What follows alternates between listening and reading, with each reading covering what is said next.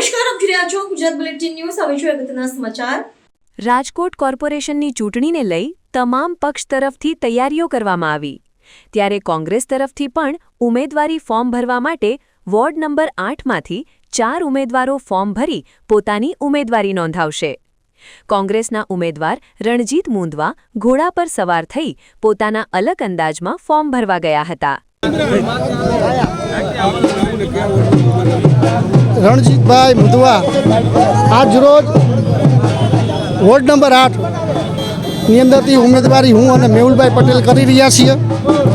રાજકોટની જનતાને ખાડા ખબડા રોડ રસ્તા, ખાસ કરીને જે કોંગ્રેસે મેનિફેસ્ટો બહાર પાડ્યો છે કે કોંગ્રેસ જેવી આવશે વેરાની યોજનામાં માફી આપવામાં આવશે.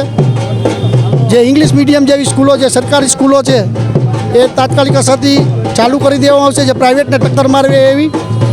ત્યારબાદ શહેરની અંદર જે ક્લિનિકો છે, અત્યારે આંગણવાડીઓની અંદર ચાલી રહ્યા છે કેન્દ્રો, એની અંદર આ ભારતીય જનતા પાર્ટીના ભ્રષ્ટાચારને કારણે દુવિધાઓ જે ઊભી થઈ છે, તાત્કાલિક અસરથી એમાં બધી પ્રકારની સુવિધાઓ ઊભી થાય.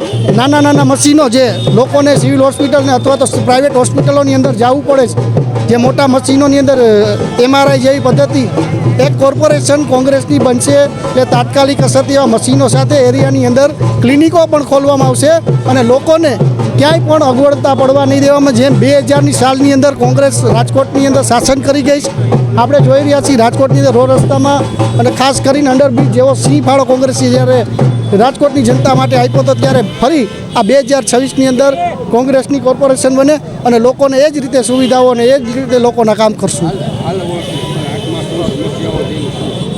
આપણે જોઈ રહ્યા છીએ કે વોર્ડ નંબર 8ની અંદર અત્યારે આપણે 2 પૂર્વ ધારાસભ્ય, એક સાંસદ, એક પૂર્વ કેન્દ્રીય મંત્રી, એક ધારાસભ્ય ચાલુ રનિંગ, આવા લોકો રહેતા હોય છે. ત્યારે આજુબાજુના લોકોને સુવિધાઓ નથી મળતી, માત્ર ને માત્ર આ લોકોને જ સુવિધા મળે છે.